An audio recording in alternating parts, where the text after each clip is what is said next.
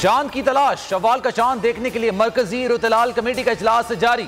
महकमा मौसमियात के मुताबिक मतला अबर आलूद होने की वजह से चांद नजर आने के इम्कानात नहीं है। पाकिस्तान में ईद उल फितर जुम्मा 14 मई को होने का इम्कान है।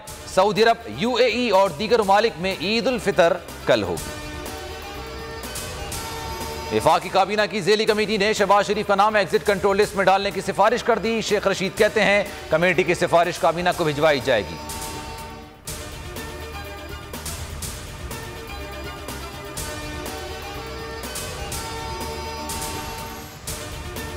शहबाज शरीफ का नाम एग्जिट कंट्रोल लिस्ट से निकालने की सिफारिश की जा रही है और शेख रशीद कहते हैं कि कमेटी की सिफारिश भिजवा दी गई है। किसी एक मुल्जिम के साथ खुसूसी रियायत नहीं की जा सकती है।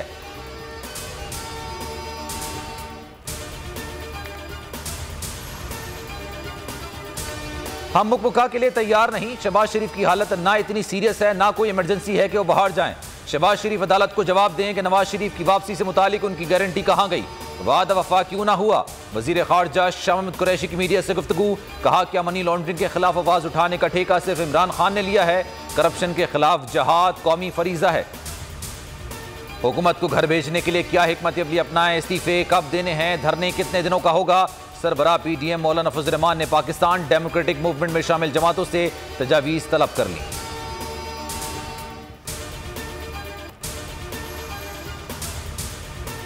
मुल्क भर में कोरोना की वबा से घर उजड़ने का सिलसिला जारी। 24 घंटों के दौरान 104 मरीज दम तोड़ गए। 2869 नए केसेज रिकॉर्ड। KP में एक और डॉक्टर शहीद। 16 मई से 30 साल और से जायद उम्र के अफराद के लिए कोरोना वैक्सीन की रजिस्ट्रेशन शुरू हो गई।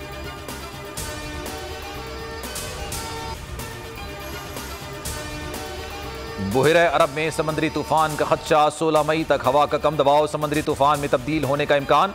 PDMA सूबाई डिजास्टर मैनेजमेंट अथॉरिटी ने अलर्ट जारी कर दिया।